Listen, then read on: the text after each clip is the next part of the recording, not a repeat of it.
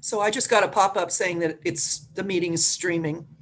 Okay, it's not showing for me yet, and I want to be sure to X out so we don't echo. Okay. Let's see, just a second.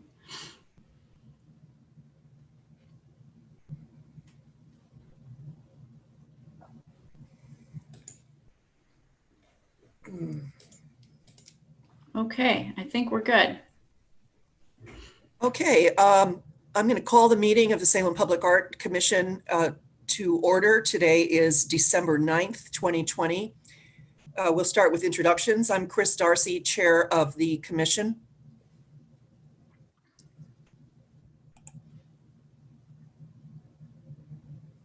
Michael, you were muted. There you go. Sorry, Michael Hernandez, Commissioner. Kelly James, Commissioner. That's all right, I'm a Commissioner. And Heather Demke, Public Works. And I am just pulling up the agenda now. I'm sorry. I would entertain a motion to approve the consent agenda, the minutes of the last meeting and the agenda for today. I move we approve the consent agenda and the minutes from November. Is there a second? I'll second it. Okay, seconded by Spencer. All those in favor, say aye. Aye.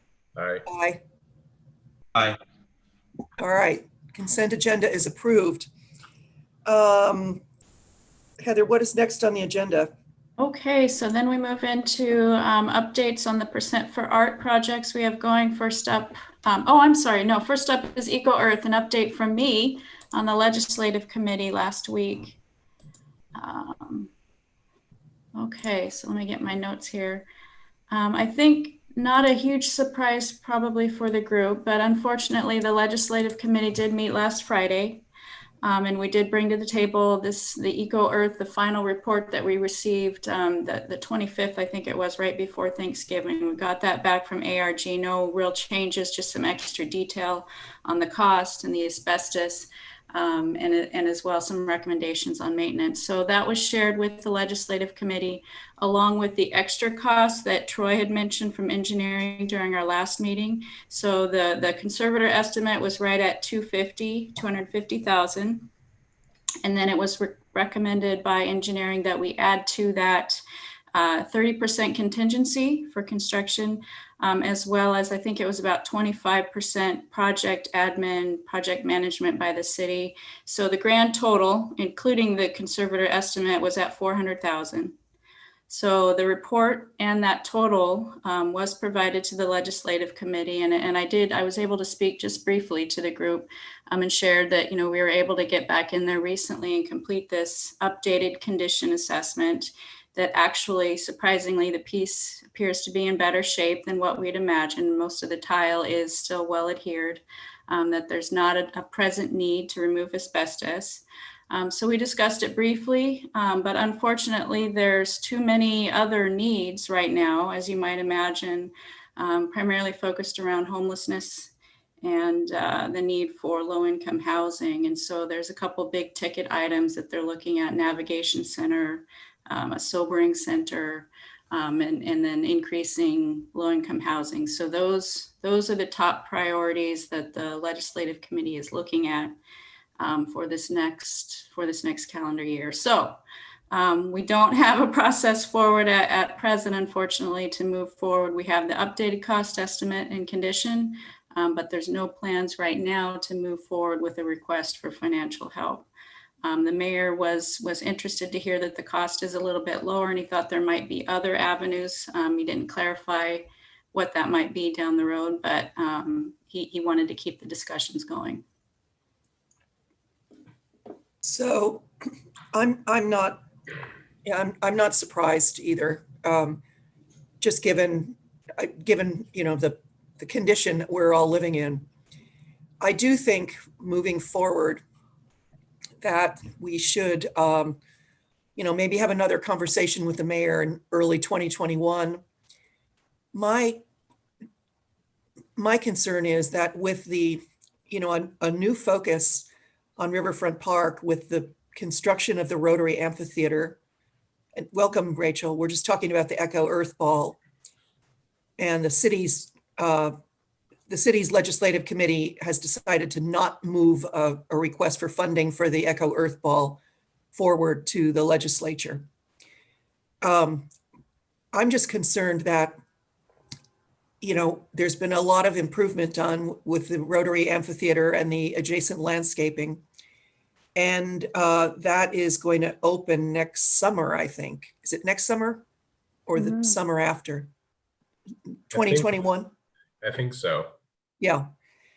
And, you know, that's going to be a lot of positive energy. And if you look at, you know, any of the drone photographs that people have been posting, and you look at, you know, some of the updates that are going, you know, on social media about the amphitheater, the Echo Earth Ball is right there. And, you know, in a perfect world, the ball would be improved so that the visitor experience would be, you know, uniformly positive. You know, I was a funder, you know, a grant maker for decades. I think it would be worth it to, you know, do a little work session on grant funding that's available, and to talk to some of the funders about, you know, foundation funders about whether this is a project that, you know, might have some legs in terms of seeking grant funding. I know the Oregon Community Foundation, which paused its grant making for COVID and the fires, is going to open a new grant cycle, and it's, you know, like in the next week or so, and they could be a possible source. I think it's worth also talking to the Heritage Commission and the Oregon Cultural Trust and maybe the Murdoch, and to see if we could do something. And I don't think it would hurt to have a conversation with Jane Griggs, who's connected to the Rotary Amphitheater. Just, you know, I think it's when a volunteer group like the Rotary finishes a campaign for like the one for the amphitheater, they're not likely to take on another big one. And there are other projects that are being, you know, for which money is being raised in Salem. But anyway, that's my 2 cents. What about comments from others? It seems to me that the potential for maybe funding from the public in general might be something anyway. I mean, you know, as we've all noticed, that people are down there every day interacting with that. And even if we just had signs on the fence that said, we need your help, you know, go to this site and donate, or somehow made it possible for people to, you know, contribute to a fundraising drive, we might get something. You know, well, I kind of agree with you. I listened to an OPB interview with the Enchanted Forest folks, and they, you know, the Echo Earth Ball is not a enchanted forest, but people came literally out of nowhere and contributed to that. Yeah. And then I guess they sold a lot of their memorabilia, you know, drawings that people had, you know, that the founders had for when the place was developed. But I mean, unless someone has, you know, anything new to add this morning, it seems like we should just pick this up after the first of the year and maybe have another conversation with the mayor and just see what, you know, if the city could put together some money, something, then not 400,000. Yeah. But then I think seeking some grant funding might be doable. But the city's got to have some skin in the game, or it's just not going to work. And then figuring out, you know, maybe there's some crowdsourcing strategy. What was the reasoning that the city didn't want to put it forward? Sorry, I was late. I had something emergency come up. Yeah, no, what I explained is that there's some big ticket items really right now associated with homelessness and low-income housing that are really the top priorities. And so I mentioned that they're looking at a navigation center, a sobering center, I think additions to Equitas Hall and things like that. And these are not inexpensive items, and the need is great. So those are at the top right now. And, I can appreciate that. You can't you cannot approach the legislature with a laundry list that just goes on forever. You've got to be strategic. And I do think there's been a lot of fundraising around fire relief, COVID stuff, local economic development, backstopping, shoring things up. And that's just the reality of where we are right now. So anyway, it might also be worth having a conversation with someone like Brian Clem, who, who a legislator has some play in terms of bringing the bacon back to their district, and maybe he would be interested. I don't know. I haven't talked with him lately. I live in his district, and he's a McKinley parent. So I had a couple other thoughts on it as well, just quickly. This group has brought up an interest in also maybe looking at other options for the Eco Earth. Now that we know what the current condition is and the cost is to repair, another thing we talked about, kind of reaching out to the public and getting public opinion on the piece, and whether or not this, Salem residents would be inclined to preserve what we have, or take an interest in maybe recreating something out of that giant sculpture that's in place. It seems like there could be, you guys mentioned several different options for what it could become. If I think it would be wise to maybe reach out to Salem, but it seems like that could very well be an option, given that we know what the cost is now. If we were to just remove the tile, I think the cost for removing asbestos was almost about $200,000 itself. So if there was a way to just remove the tile and keep kind of that outer shell and still recreate, just throwing that out there again, I think we'd want other input.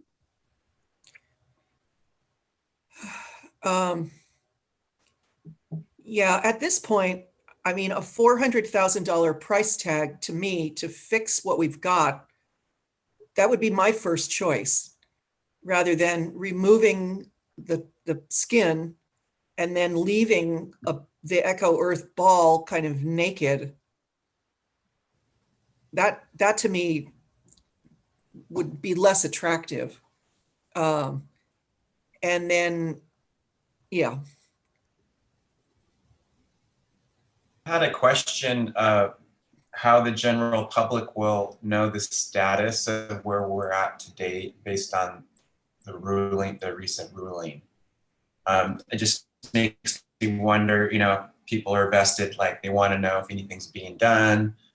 Now we know what's been decided recently. Is there any mention on the city's website of the current status then going forward? There's not presently any detail on the Eco Earth on the website. And so I don't know if it's appropriate. Yeah, I just wonder if there were something there where you could have a survey of some sort. And then the other thought would be if there was a way to create a committee. And if that's something that would come from the city, to Chris's point about the city having some skin in the game, it's at least maybe some support to organize a group outside of the SPAC members that could help come up with ideas, do some polling. I don't know, just bring more visibility, maybe some more manpower to it outside of our discussions with SPAC. Just a thought, just to see what the response might be, and getting more people's brain power, to Chris's point, to identify, ultimately what is the appetite. And, we're going to need more people to have visibility to what's been decided, and then moving forward, making sure people know what to align their expectations to the realities of funding and just general status. So. I think you're absolutely right. I guess here's a question for you, Heather. When the legislative committee, looked at the city's list of, funding needs, did anyone think that the Echo Earth Ball was worth saving? I mean, I think there's interest in saving it. It just was, they were pretty quick to point out that the other needs, I think, and that this, as you mentioned, might not be a strategic insert right now. So Yeah. We know that other counselors have brought it up over Yeah. time. That's why I asked the question, because when I gave the report to council last year, people specifically asked about the Echo Earth Ball. So, well, why don't we do this just in terms of kind of thinking about next steps? Let's maybe in January or February, let's think about, what is the public face of this issue? Do we do a survey? Do we have a Zoom public meeting?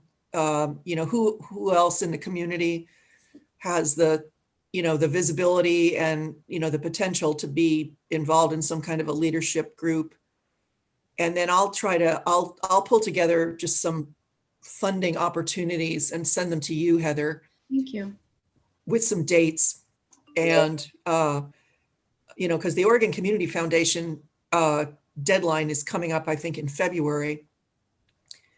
And I have to see whether the city is even eligible to apply, or whether you have to be a 501c3. But I can take on some of that work and get that to you, Heather. So, but obviously we would need the blessing of the city to move forward with anything. Sure. So, okay, well, I mean, thank you, Heather, for really kind of putting shoulder to the wheel to get that report, submitted and have the assessment done and, and get it to the group. We met all the deadlines that we needed to, and yeah, it's a tough world out there right now. Okay, well, let's go on to our other things that we've got going on. And I did pull up my agenda. So let's talk about the police station. I've got to say, I didn't work on the media release. I just got distracted by doing nothing. But I had a very nice interview with, there's somebody joined our meeting.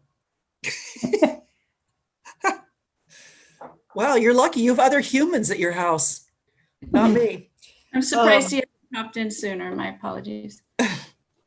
I did a very nice interview with Wendy Brokow from CC Media. She is a big art supporter, so she didn't ask me anything that I couldn't answer, and it was a very positive experience. She is definitely interested in, she'll do more on public art. She wants to be, I think they see CC Media as becoming more of a local news outlet, and we've got opportunities there. What I forgot to reach out to her yesterday. I was going to see when her piece is going to air. So I think it will air this month. I did send her an email to ask, and she didn't give me a set date, but it sounds like she's feeling a need to get it out quickly. Yeah. Like within a week even. Yeah. Yeah. I think she was going to, well, she had already interviewed Blessing, and then she interviewed me, and I think she was going to interview someone at the police, whether that would be Steve Belshaw or someone else. I don't know. He'd be the likely guy in my mind. Yeah, that's all I know. And then, Rachel, did you have a chance to look at that media release? I was going to say, no, I haven't either. This is just a horribly busy time for me, year-end fundraising stuff. So, but I can, if it's still pending. Yeah, and I'm happy to look at it also. I just got sidetracked. I guess the question for me is, apart from having something that will be on this, that can be on the city's website and used by the police, for example, what are our kind of PR goals? Are we looking for a Statesman Journal article? Are we looking for something, that's on public radio, Oregon Arts Watch? What would success look like? I think all of that. Okay. Um, Well, Yeah. I mean, the paper, depending on what they've got going on, it's the Cappy Lynn could be this could be a Cappy Lynn story. And it could be, a downtown, at the same time, people are concerned about people like with what's going on with downtown. We've got one end of downtown that's definitely seeing a lot of positive development. The police station, we've got the gospel mission going in. It looks like MAPS Credit Union is doing an addition. So we've got that end of downtown is going to be a lot different than what it used to look like. But I do think it's a beautiful, it's just physically a beautiful piece. And, it could be a did you know type of thing. And we could aim for a story on a Sunday. So Heather, where is it now?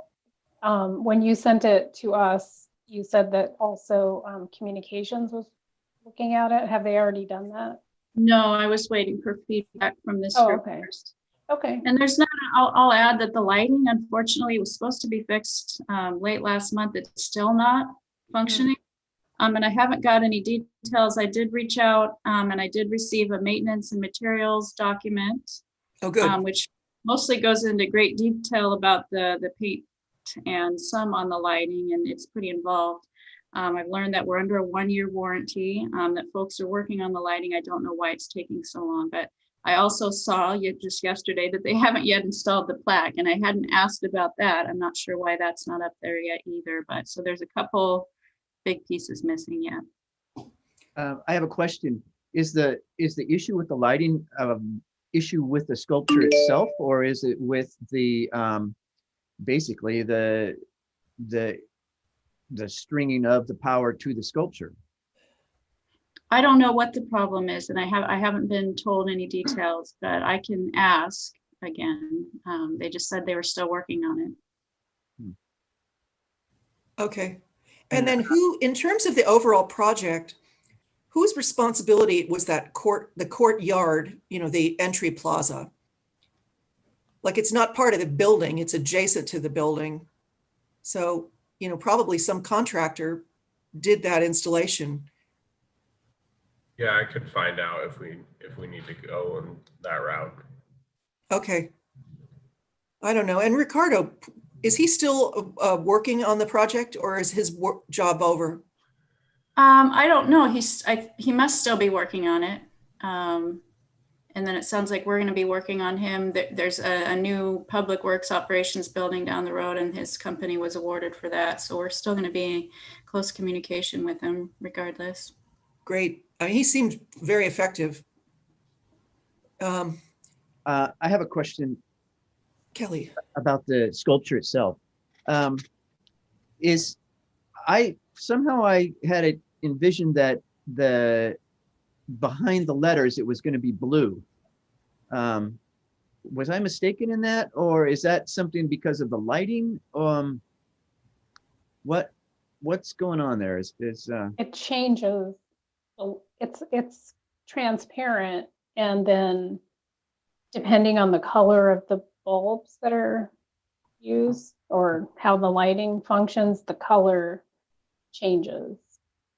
Yeah, is that something we would only see at night, or is that something we would see in the daytime as well? Do you have any idea? Well, I think the lighting is not, and actually I don't know the answer to this. Does the lighting come on? Is it a light sensitive system that comes on, when it's dark, and would not be on during the day when it's, like, let's say midsummer, Yeah. I can ask about the lighting. I don't know. Like I said, I saw that report and I haven't flipped through the pages. It was quite involved. There's like software and what to run the lighting. So, but I haven't read through it. I can reach out again and try to get some more details on what's going on. Yeah. But to Kelly's question, I think that some of the earlier renderings from Blessing showed it with a blue cast, you know, because I was cleaning up some stuff in my home office and I saw I had a card that the police printed, you know, kind of announcing the piece, and it did show it with a blue tone as opposed to any other color. So I actually thought it was going to be lit just white most of the time and that the color would change. I remember Angie from the police department said something about, well, we could, you know, for Breast Cancer Awareness Month, it could be pink, or, you know, for some other, to mark another month, it could be a different color. But I guess the situation with the lighting just says to me, we don't have to get a media release out this week, and we probably have a little bit more time to be strategic and, you know, get it working. I know when I talked to Wendy Brokaw, she asked about the lighting, and she pressed me a little bit about, you know, well, how come this isn't working? And I said, look, you know, it just went in. I'm sure there are bugs to be worked out. I didn't say anything inappropriate. All right, so Rachel, why don't you and I each take a look at the release and then get it back to Heather, and then you can run it through whatever channels you need to it with the city. And then I'm happy to talk to Cappy at the paper. This could be a story for Oregon Arts Watch. They don't have a reporter really in Salem, so it's a little tough. Some counties have some subsidies for writers. And then what else? Like a public radio? I don't know. There's not much opportunity anymore. KMUZ, there could be an interview. I don't know. I'm not a regular KMUZ listener, but they do archive their stories. That's positive, you know, like there'd be a web-based resource that someone could go to. But you might have some other, and what about, and this could be down the road when the Thompson piece comes to the convention center, having Travel Salem do something for its website. I don't know. Rachel, you're a professional at this stuff. Yeah, I was thinking, I know Press Play Salem is still trying to do some online things, so that's a possibility. I don't know, is CB2 doing any outreach to architectural critics or anything like that, or is this more of a Not that I know of. Typically, there's like the awards towards the end of the year, and this project would fall into that for next year. I could ask if they're going to submit it for. I'm assuming they'll probably submit it for something, but I could ask. Yeah, I'm just thinking like Ryan Libby is an architecture writer, but he's also really interested in art, and so there's the fusion here of the architecture and the artwork. And I don't know if the building is necessarily up his alley, but the combination might be interesting to him. But there may be some other writers too. And I'm thinking he has a blog, but he also writes sometimes for Portland Monthly. I mean, I don't think this would necessarily be something that they would cover, but anyhow, we can just think about some of the other ways to approach this. Yeah, I mean, there's that Salem business newspaper type thing. There's the Salem, there's that magazine. I What's the forget what it's- chamber? It's just, Yeah, I just saw. Yeah, they just had an issue I saw come out this week. So I was kind of surprised. I saw it at Capital Toyota. Seems what's it appropriate called? that they would cover Salem magazine. Oh, that one. Okay. That's also put out by the chamber, right? No, I think it's a different person, or different, I'm not sure who it is, but It's associated with Salem Business Journal, isn't it? With I think so. yeah, my neighbors there was just an article on Yeah, Dante Vineyard. I mean, I can see them featuring, to Spencer's point, a feature on the police station, including the sculpture. It could be a bigger story. Seems Right. like a layup for that Salem magazine. Good photography exists. I drove by the other day, Monday, and saw a photographer. I don't know if he was hired by who. 3 cameras. Did he do Yeah, one? with the 3 different amphitheater? bodies and 3 different lenses. So excuse me? Did they do one special on the amphitheater? I think I might. I kind of breezed through. I kind of think there is something on there. It's kind of, it's sweeping through, the articles aren't really long, but, it's full color. Right. This So is you the get one full color that's, imagery. And, I mean, okay.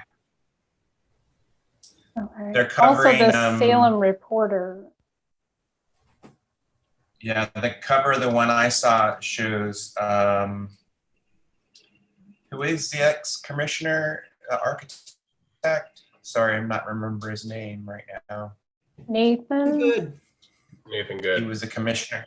Nathan, yeah, it's featuring Nathan's winery vineyard project on the cover is what I saw. So I don't know if they've missed some months and they're trying to be back online again. I'm sure they've had a lack of reasons why people would want to be advertising heavily through COVID. So that's all, those are all published by Salem Business Journal. And they have 3 publications.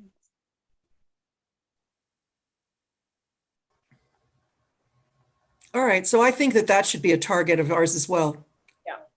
For all the reasons that people have said. Mhm. All right. Well, let's, any further discussion on the police station? Okay. No. Let's talk about the library. And I know Heather's been going back and forth with Amanda, who gave us some dates in January. A doodle poll went out to, I think, the selection committee to see if we could get that scheduled so that we can get the latest on her design concept revisions. And what else? Do we have a date? When I did the poll, only a couple people had or completed it. So, but that's what's going on with that. Yeah, I think we were looking at January 8th, 11th, or the 15th. And yeah, I was still waiting on a few folks. Kate from the foundation had chimed in, and she's probably not going to be available, but she didn't want to hold things up. She was interested to hear, but didn't need to attend. Rachel, I know I need you to chime in, and then I'll go ahead and get that set. I'm going to make sure you're able to attend. Okay. Any comments on the library, or we'll move on to the convention center? Okay, convention center. I know that all of the paperwork has come in from Kimberly, Richard Thompson's wife. Invoice seemed like it was ready to get paid. Rebecca Ziegler is on top of things. And the Thompsons asked if they could get paid before the end of the year, when Rebecca said she thought that was possible and she was going to let a few of us know when the check went out. Mhm. So today's the 9th. There's plenty of time, to get that paid. it's interesting. In the small world of contemporary art, I saw a Facebook post yesterday from someone I knew in Alaska 30 years ago who moved to Texas, and he shared a post that featured a work by Richard Thompson. And apparently Richard Thompson was one of the founders of this Blue Star contemporary art space in San Antonio, which was very important in the contemporary art world in Texas. And they're old friends. And it's like, wow, this guy now lives in Dayton, Oregon, Anyway, small world moment. But obviously, I think things are in good shape. I know confidentially that the Oregon Artist Series Foundation is possibly looking at the purchase of a Rob Bibler painting for the convention center. And it could be that the Thompson piece and the Bibler, if that happens, could be announced at the same time, tying into a 15-year anniversary of the convention center. So that's kind of all I know on the convention center. But it seems like from on the city's side, everything is moving along as it should. I haven't heard any more about Richard Thompson's health. So just FYI. But I'm hoping that we can get some attention from Oregon Arts Watch, because Thompson lives in Yamhill County, and Yamhill County they have a stringer out there who does work for them. Hope it doesn't get tied into an obituary. Anyway. All right. Let's keep moving here. The annual report is next, and Heather did an excellent job of creating a PowerPoint that went to City Council. It's scheduled to be presented by me Monday at the council meeting. I haven't seen the final agenda yet, but Heather will circulate that. You can all tune in. It will be very short, less than 5 minutes. We'll really just run through the, all the work that we just talked about for the last few minutes. And then, I can just close by, I'll mention the Echo Earth Ball and just say, it just remains a project that needs more attention. But again, it will be very brief. I did stream 1 or 2 meetings, of previous meetings, and they do seem to move through things pretty quickly, via Zoom. So I don't expect to, unless someone asks questions that I'm not expecting, I expect it to be pretty much of an in and out type of thing. Yeah, so I did send the final report out to everybody last week. I'll just point out, Eileen found some remaining errors in just the text. And so I was able to get those corrected before we get that posted to council and on the agenda. So just a note there. Yeah. Okay. And I do think because of that file name that said Salem Art Association, just making sure. Yeah. Okay. Any questions about the annual report? I have a question for you, really, just quickly. The fact that Public Works is getting a new building, does that mean that there will be a 0.5% for art associated with that? Thanks for bringing that up. Yes. So I was going to give an update. So I guess real quick, if I can backtrack. So our proposed revisions to remove the percent allocations, that was approved unanimously by council on the 23rd, I think it was. So we no longer have the 70-20-10 in the Public Art Fund. And so there's that. And then I did look into, we do have actually a few different projects coming up. A new Public Works Operations building. I think they're just starting design now. That would be for 2022, I believe. but that's certainly going to generate some public art funds. There's renovations planned for the first floor of City Hall once actually police has pretty much moved out, but that's forthcoming. So there's money being put into that, and a percentage, as I understand, will come to the public art. There's airport terminal renovations, and then let's see, one more project downtown, I think. What is it? Look at my notes. A day center, I believe, for homeless that will be looking to for acquisition of a building and then conversion. And so that may generate some funds as well. So I think at least 4 different larger projects that will soon hopefully contribute some funds. Great. Wow. Well, that's exciting to look forward to. The next thing is the acceptance of Equitas into the public art collection.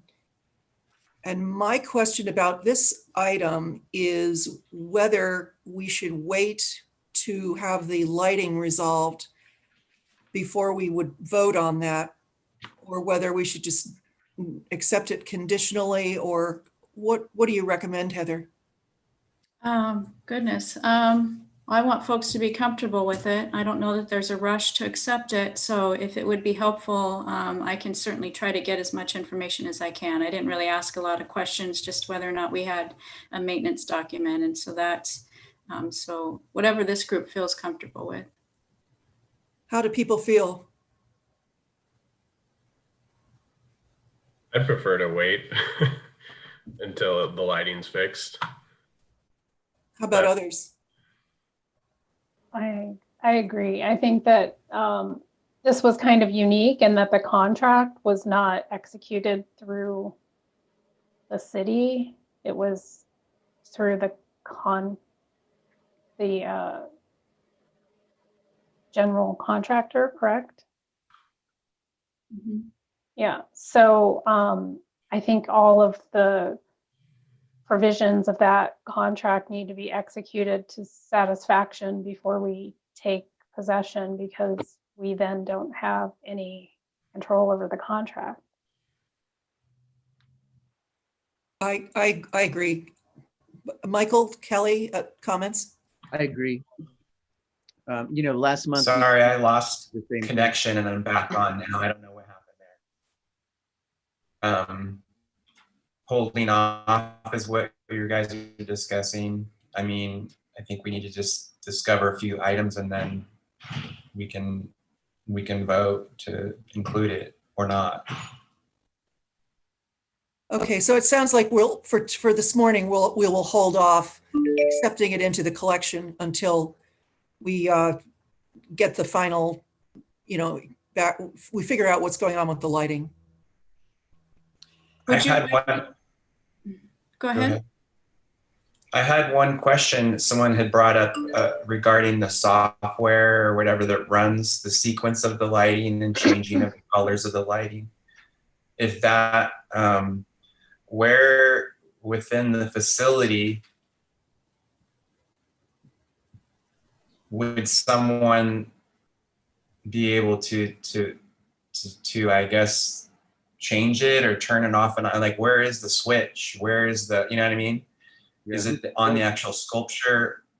I'd be real curious to know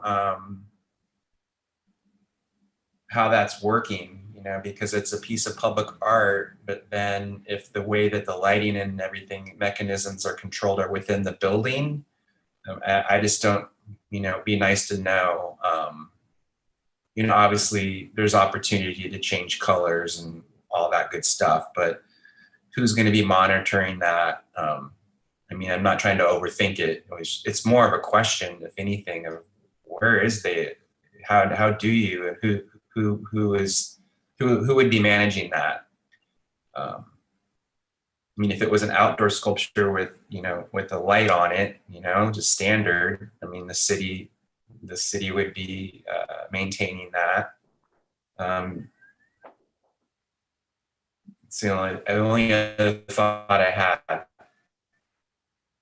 Well, I would hope that the maintenance document that Heather has would address some of that stuff, because it's probably more complicated than changing a light bulb. You know, and if there's software involved, maybe there's some wireless thing. I don't know, but I would think my impression of Blessing is that she is pretty detail oriented and thorough, and you know, there's probably information in that document. And I guess if Heather, if it's not, then this would be the time to be asking for more information. Yeah, I wonder, again, I just flipped through it, but it almost looked like it really just focused on the materials. And so I had asked that question, you know, who was working on the repairs? Apparently under the warranty period, we have this third party that's required to do it under the warranty for 1 year. Otherwise, we're in violation.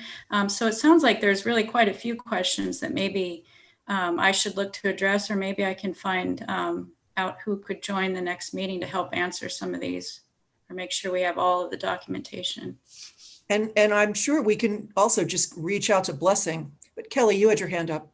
Yeah, so we're talking about warranty. Is it Blessing's warranty, or is this a warranty for the police building itself? I mean, what warranty are we dealing with here? I guess that kind of comes back to where is the defect? Is it within the sculpture or in Blessing's work, or is it in, you know, the electrical component of the structure? Mm-hmm. Yeah, again, I don't have any more detail other than there's that period and if folks are working on it. So it didn't appear to be in the maintenance document that was provided. Really, it's low maintenance. It looks like supposed to be low maintenance, except for this big issue of the lighting, which we probably should figure out not only what's going on now, but who's going to be responsible a year from now if issues come up again. So. And I would like to clarify as well that this ability to change the color through the software, that is something that was actually included in the statute. And was that something that was in the proposal? Yes. It was in the proposal. And so is that actually in it? And, you know, yeah, so there should be some kind of owner's manual to the sculpture, I would think, that would outline all this.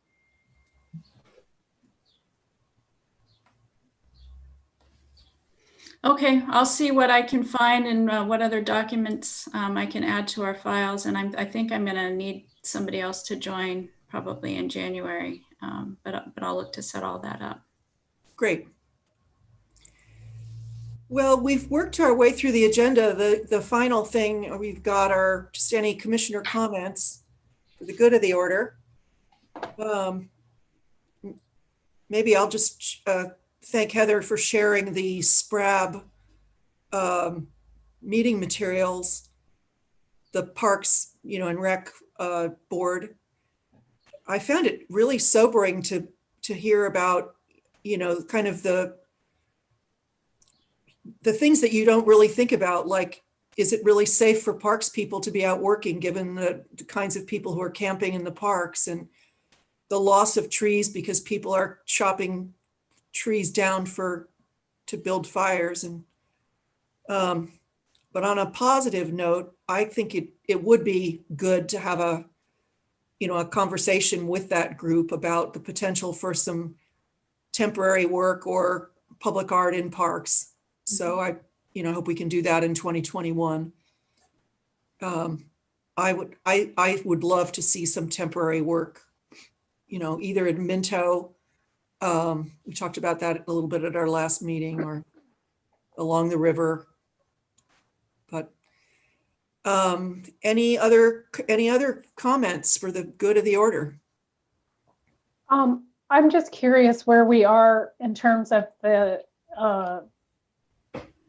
mural stuff. What are the next steps, and what can we do to move that along?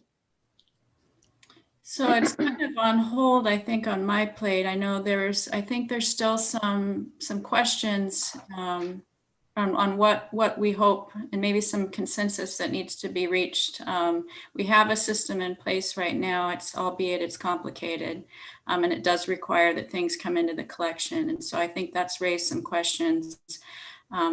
We tried to move forward with a new option, and And there was concern raised by other staff. So I think we maybe, if we want to move forward, thank you for bringing that up, Rachel. I don't know if we talked last year about maybe having a separate, like a subcommittee, kind of just focus in on the language and what's needed and what we really want to achieve from any proposed changes.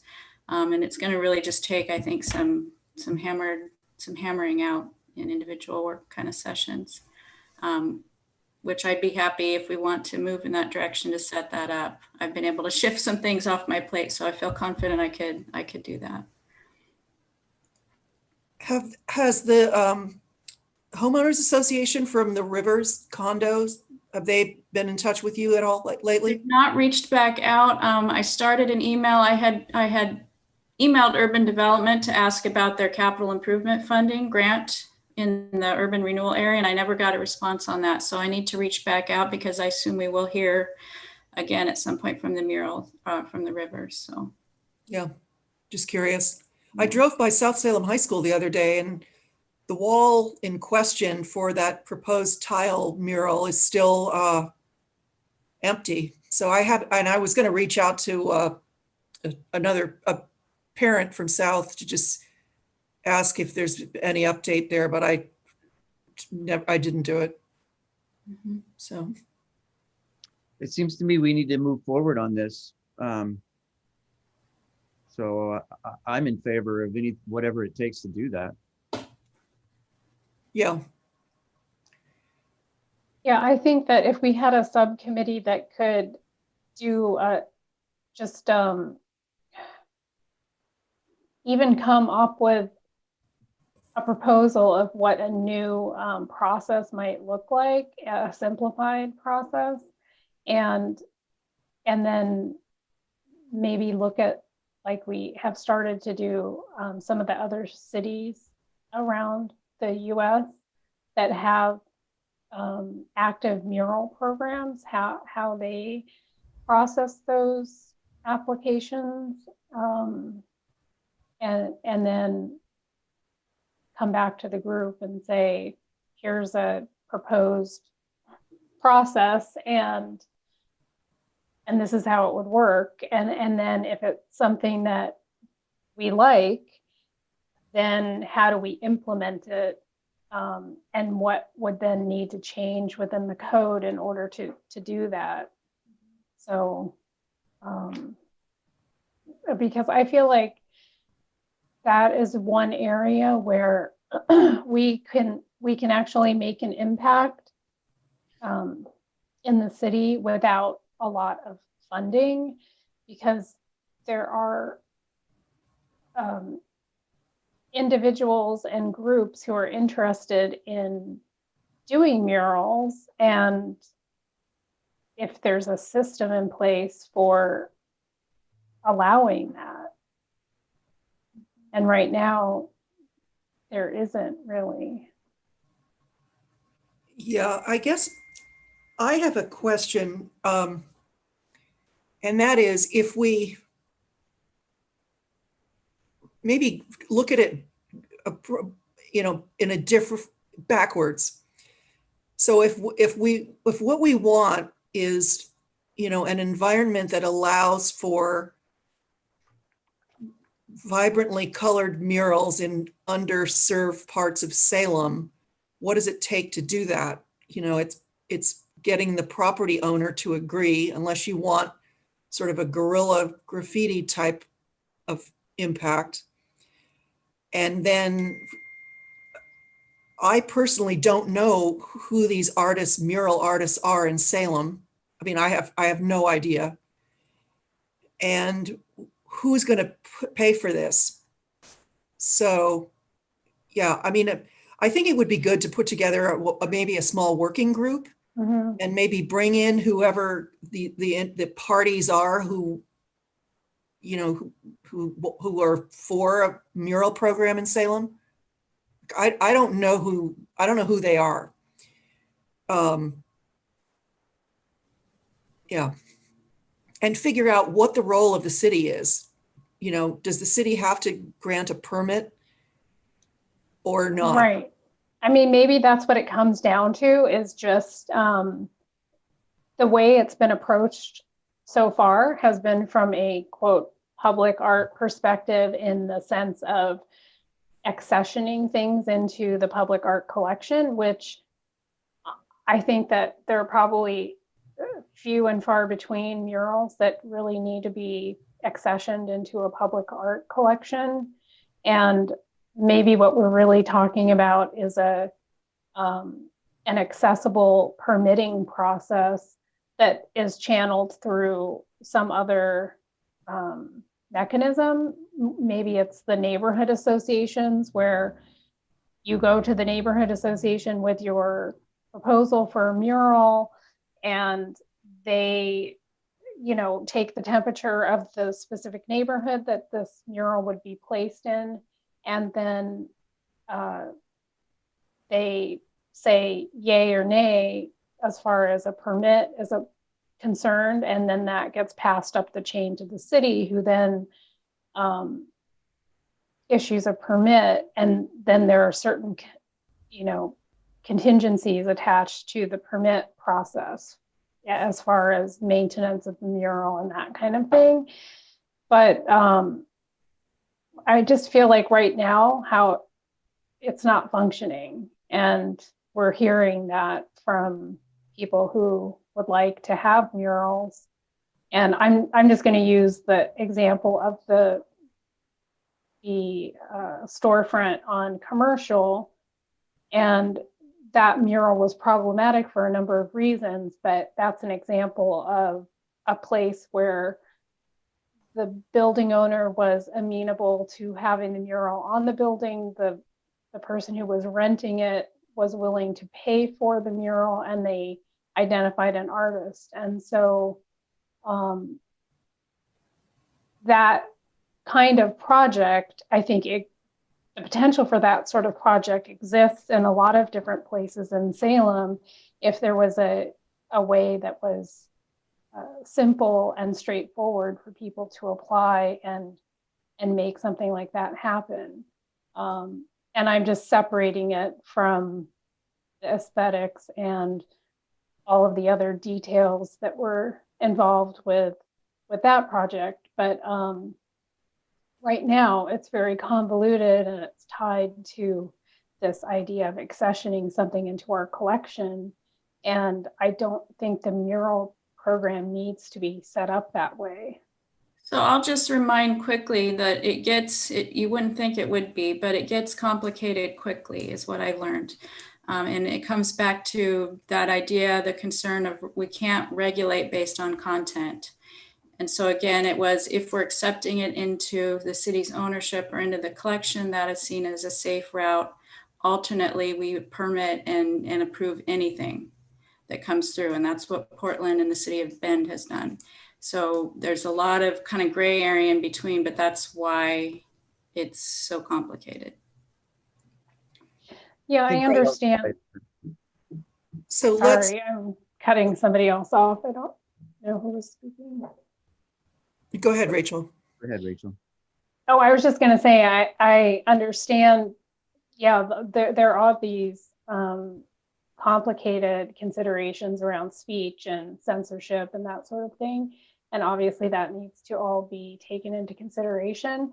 But I think that you look around and you can see examples of vibrant mural programs in hundreds of cities, thousands probably across the US. And to say that we can't do that, I just find that a little preposterous. I mean, at this point, there's got to be a way for us to make it accessible and and when I say accessible, I mean you don't have to jump through 26 different hoops to put up a mural, and it's almost, I don't know. I mean, I just feel like it's a way that we can help facilitate some cultural vibrancy in the city, and it's just not happening. And I find that frustrating. Kelly? Yeah, I want to add that, it seems to me that the community wants that ability, and that I hate to say it, but we are standing in the way by our inactivity, and it personally makes me very uncomfortable. All right, well, we've got our work cut out for us. And it maybe if each of us could think about others in the community who might be good ideas for a working group, that would be a way to start. And the comment about the neighborhood associations, I think, is an interesting one. I'm gonna call into my neighborhood association meeting tonight, and I'll see how, there's a lot on the agenda, but I'll see if there's an opportunity to just throw something out about interest in murals. That mural on Commercial did get a thumbs up vote by my neighborhood association, but not by a big margin. So, okay. I mean, I think the other thing too about having the neighborhood associations involved is that it creates a built-in sense of ownership. People are familiar with their own neighborhood and the residents, and maybe it would also spur participation in the neighborhood associations if people understand that there are some things that are bubbling up through the neighborhood associations that directly impact their surroundings. Yeah, I think that's a good point. I know the ceramic tile mural at South Salem High School was discussed a number of times by SCAN. So yeah, I mean, the neighborhood associations are all about inclusion, involvement, engagement, pride of place, what have you. All right. Any other comments on any other topic as we think about wrapping up for today? Well, I guess I'll just ask, do you guys want me to try to set up in January a separate subcommittee in addition, so that we could just dive back into the language and have our attorney maybe join in, and maybe somebody from CD, Community Development, so we can start again? Or Yes. I have something actually to say about process, because, and this goes back to what you were saying, Chris, about kind of turning things upside down, which is like what I'm thinking on this. We are coming about this almost backwards, because I think what we're trying to do is fit the mural program into the existing language. And maybe it would be more, and that's frustrating. We're all finding that difficult and frustrating. And so I personally like the idea of creating some kind of working group where we say, okay, what would the ideal mural program look like? What is that? And then what is a potential process around it? And then go back to the city language and say, okay, here's our vision, here's what we would like to see. And then how then can we translate that and make it work within what changes need to be made to the code, to the language, instead of starting with the lawyers and the language and then trying to fit the mural program into that. well, And so right now murals are not allowed, but they're considered signs, or they're considered art. So it's easier, chapter 15 public art, that's what we can control and we can manipulate. Changing the sign code, which is huge. So we have to start there, because they're just not allowed if they're considered art unless the sign code were to change. And that's altogether a whole nother beast. I agree with Rachel in that it seems to me that if we could come in with an idea, an outline of what we want to achieve, that then we could sit down with people and say, okay, what needs to change to accommodate this? And it seems like we have the ability within this group to probably come up with that if we put our heads together and work it out. I'm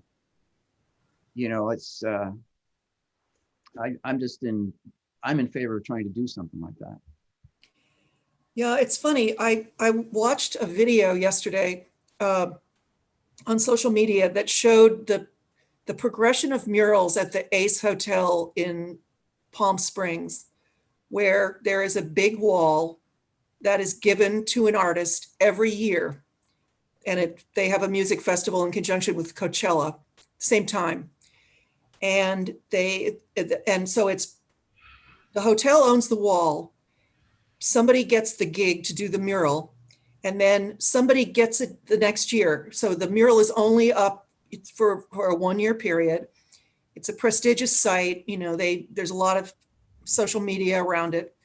But it's really cool because it's constantly changing, and it is never intended to be permanent. So,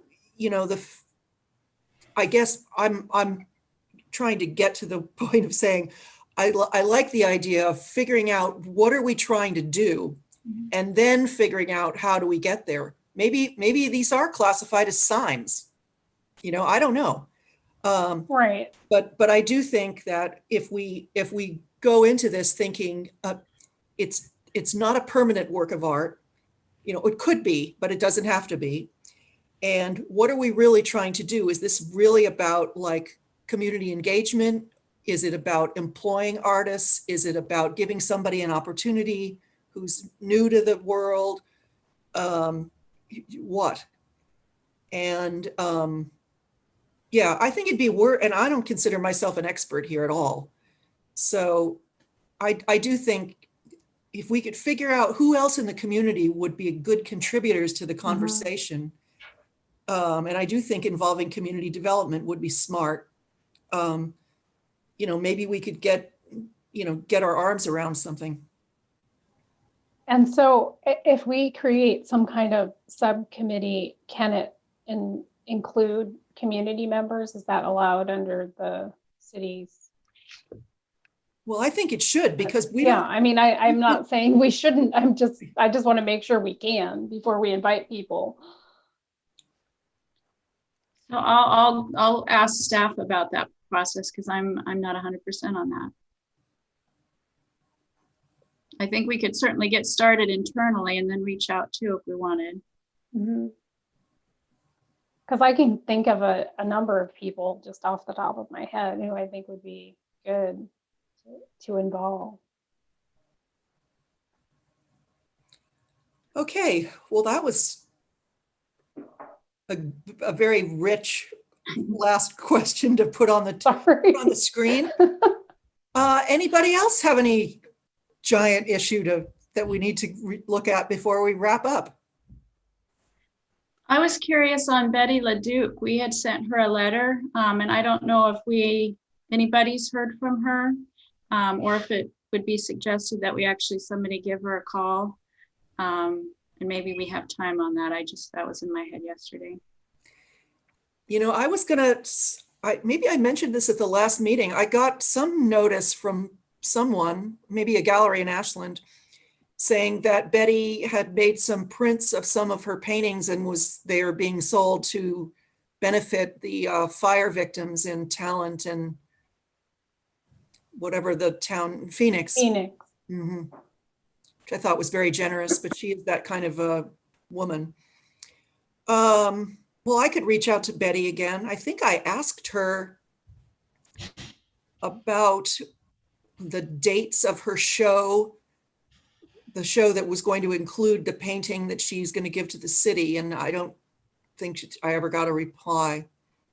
I tried to look, I looked on the website of the college where the show was going to be, and it hadn't been updated, because most of those college galleries were closed for quite a while. So I don't know. Yeah. We're asking her, what? Betty had agreed. Library's reopening, and are we on schedule with that? Or is it June of this coming year? I believe it's still June. No? I thought it was summer. Yeah. Okay. I guess we still have several months, but we started conversations about what's going to go back into the library, and that would be a big piece to consider. And I guess it's maybe it's not. Maybe it seems a bit unclear whether or not we are for sure getting that piece. I think she had indicated that we would be getting it, Mhm. but that she wanted to exhibit it in the show, and so, and since the library was going to be closed, she was going to show it there, and then we would get it from her once we were ready to install it somewhere. She didn't want it to just be in storage for a year and a half when it could be exhibited, I think was the issue. Sure. So maybe we don't need to reach out. I was questioning in my head if we needed to do anything, I guess. Well, we should figure out, I think she didn't want it to be in storage, but she committed to showing it in a show in Ohio or Illinois. And Indiana. yeah, and I asked her, like, what are the dates? And that's what I didn't get a response. So let me take a look at that last letter. And if we need to send her another letter, I think that's the way to communicate with her. Okay. I can also ask Jonathan, because I know that he's been in touch with her recently about some other things, and he might remember offhand about that show. Great. Okay. I guess the only other thing that we've got that's kind of out there are the council chamber door panels. And maybe as we consider the percent for art connected to any renovations at City Hall, we take that up. I still haven't reached out to Jane Cummins, who I think was back on the city council back when all that happened. I was going to ask her if she remembers any of the background on how that artist was selected. You gave a couple other names, I think, in previous meetings, and I'll have in my notes. I don't remember who they were, but I could reach out as well. Yeah. I did do a little digging after our last meeting about the artist, and I think we knew that he taught at OSU, so Yeah. I mean, it would make sense that he might have been tapped for something like this. He also has a large sculpture in Pendleton, an outdoor, what are those things called, where it's like a loop that kind of goes in on itself over and over. It has a name. Mobius. Mobius. Mobius. Yeah. It's like a giant one of those. And there's plaques around the base of it that I think are similar to the plaques that are on the door here. Is that in downtown Pendleton? I think so. It's part of they have like a sculpture walk that you can go to. So it is in downtown somewhere. I don't know exactly where. It might be outside of their civic center. I don't think it is, because I know the site for the Pendleton Art Center pretty well. Or the library, maybe. It's somewhere down, it's adjacent to a building. Okay. I'm not sure. The courthouse, I don't know. Anyhow, it's that thing, Mobius. Yeah, and then with the plaques around it. But yeah, he taught at OSU sculpture department. He was there actually at the same time as Mark Sponenberg and Nelson Sandgren, sort of during that time frame. Yeah. Okay. Well, anything else for the good of the order? Okay.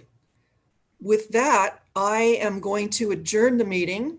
Happy holidays to all. Yeah. Stay safe, and we'll be in touch. See you next year. Thank you. Thank you for everything. And don't forget to tune into the city council meeting on Monday night. Not this coming Monday, it's the 14th, 6 p.m. Okay. Okay. Thanks, everyone. Bye, everybody. Bye. Bye.